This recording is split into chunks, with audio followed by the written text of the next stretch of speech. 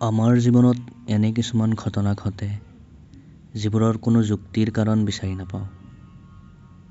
যি ঘটিছে তাক প্ৰকাশ্যে স্বীকাৰ কৰিব নোৱাৰিলেও সেয়া অস্বীকাৰো কৰিব নোৱাৰি। কিন্তু সেয়া কি ঘটিল, কেনেকৈ ঘটিল, এই দুটা সহজ সৰল প্ৰশ্নৰ যেতিয়া কোনো উৎস বিচাৰি আমি হাবাথুৰি খাবলগীয়া হয়, তেতিয়াই আমি অবাক হ'বলগীয়া হওঁ। এনেধৰণৰ বহুতো ঘটনা বিশ্বৰ বিভিন্ন প্ৰান্তৰ মানুহে ইণ্টাৰনেটত শ্বেয়াৰ কৰে। শিহৰণ, শংকা আৰু অপাৰ্থিৱ ভয়ৰ এই ঘটনাসমূহ আমি লৈ আহোঁ আপোনালোকৰ ওচৰলৈ। মোৰ ভালদৰে মনত নাই, কিন্তু এয়া 2 বছৰমান আগৰ কথা। ইয়াৰ আগলৈ মোৰ ভূত প্ৰেত এইবোৰ বস্তুৰ প্ৰতি একো বিশ্বাস নাছিল। কিন্তু এইবোৰ সেইদিনা সলনি হৈ গ'ল যিদিনা মই নিজে এই সকলোবোৰৰ প্ৰমাণ পালোঁ। মই যদিও ভূত আছে বুলি বিশ্বাস নকৰোঁ, কিন্তু ভূতৰ ফিল্ম, চিনেমা, ষ্টৰী এইবোৰৰ ওপৰত মোৰ বহুত ইণ্টাৰেষ্ট আছিল। মই বহুত টিভি শ্ব'ত দেখিছিলোঁ যে কেনেকৈ পেৰানৰ্মেল ইনভেষ্টিগেটৰবোৰে পেণ্ডুলাম এটাৰে স্পিৰিট বা আত্মাৰ লগত কণ্টেক্ট কৰে। মই সেই বস্তুবোৰৰ বিষয়ে বহুত কথা জানিছিলোঁ। মোৰ আৰু এজন বন্ধু আছিল আৰু আমি দুয়ো এই ষ্টৰীবোৰ পঢ়িছিলোঁ। তাৰ ঘৰ আমাৰ পৰা অলপ দূৰত আছিল আৰু তাৰ ঘৰৰ ওচৰতে এখন জংঘল আছিল। বন্ধুজনৰ মতে আচলতে সেয়া জংঘল নাছিল। বহুত বছৰ আগতে তাত মৃত মানুহৰ সৎকাৰ কৰা হৈছিল, কিন্তু বহুত সময়ৰ পৰা সেই ঠাইখিনি ব্যৱহাৰ হোৱা নাই বাবে সেয়া এতিয়া জংঘল হৈ গৈছিল। তাৰ কথা শুনাৰ লগে লগে মোৰ তাত যোৱা আইডিয়াটো আহিল। আমি ভাবিলোঁ যে জংঘলখন এদিন এক্সপ্ল'ৰ কৰা যাওক। সিও কথাটোত লগে লগে সন্মতি দিলে আৰু সেইমতে এদিন গধূলি ফাৰ্ষ্ট তাৰ ঘৰলৈ গ'লোঁ। সি তাৰ পেণ্ডুলামটো লগত লৈ ল'বলৈ ক'লে। সেইটো লৈ আমি জংঘলখনৰ ফালে খোজ দিলোঁ। ৰাতি তেতিয়া প্ৰায় 10টামান বাজিছিল। ঘন জংঘলখনৰ আমি বহুত ভিতৰলৈ সোমাই গ'লোঁ। মোৰ বন্ধুজনে কিছুমান গছৰ শুকান পাত আৰু ডাল এঠাইত জমা কৰি তাত জুই লগাই দিলে। সি ক'লে যে এইখিনি জুই যদি হঠাৎ খুব বেছি ডাঙৰ হৈ লগে লগে ছাই হৈ যায়, তেতিয়াহ'লে গম পাবি যে আমাৰ ওচৰত কোনোবা আত্মা আছে, যি আমি ইয়াত থকাটো ভাল পোৱা নাই। মোৰ তেতিয়ালৈ এইবিলাক চব ধেমালি লাগি আছিল আৰু বিশ্বাস আছিল যে এইবিলাক আমি ভূত চুত একো লগ নাপাওঁ।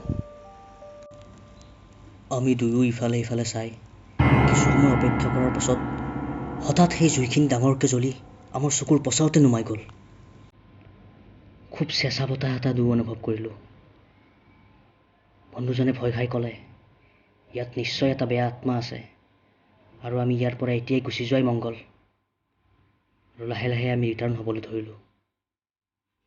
আহি থাকোঁতে আমি গমেই পোৱা নাছিলোঁ আমি আচলতে জংঘলখনৰ কিমান ভিতৰলৈ সোমাই আহিছোঁ। কেইমিনিটমান পাছত মোৰ লগৰজনে মোক ৰখিবলৈ ক'লে আৰু ক'লে যে ই ভালকৈ খোজ কাঢ়িব পৰা নাই। মই সুধিলোঁ, কিয়? এনেকুৱাতো একো হোৱা নাই, খোজ কঢ়াত কি অসুবিধা হ'ল? সেইখিনিত ৰখি কথাখিনি পাতি আছিলোঁ। ঠিক তেনেতে মোৰ চকু আমাৰ পিছফালে আমি আহি থকা ৰাস্তাটোত পৰিল। মই দেখিলোঁ এটা ছাঁ, যিটো দেখিবলৈ এটা সৰু ল'ৰাৰ দৰে আছিল। সি পিছফালে গছবোৰৰ মাজত থিয় হৈ আছিল। আমাৰ পৰা কিছু দূৰত থকা সেই ছাঁটো আমি জোনৰ পোহৰত স্পষ্টকৈ দেখা পালোঁ। প্ৰথমতে মই নিজৰ চকু মোহাৰিলোঁ। তাক ভালদৰে চাই দেখিলোঁ সেই ছাঁটো বতাহৰ লগে লগে লৰি আছে। মই লগৰজনক সেইফালে চাব দিলোঁ আৰু সি লগে লগে পকেটৰ পৰা পেণ্ডুলামটো উলিয়াই সেই ছাঁটোৰ লগত মোক কথা পাতিবলৈ ক'লে। মই সেইটো এখন হাতত লৈ লাহেকৈ সুধিলোঁ, ইয়াত জোন আছে, আপুনি আমি ইয়াত আহাই বেয়া পাইছে নেকি? পেণ্ডুলামটো আচৰিত ধৰণে লৰচৰ কৰিব ধৰিলে। ইয়াৰ মিনিং আছিল য়েছ, হয়। মই আকৌ সুধিলোঁ, আপুনি ইয়াৰ পৰা আমি গুচি যোৱাটো বিচাৰিছে নেকি? পেণ্ডুলামটো আৰু বেছি জোৰেৰে হিলিব ধৰিলে।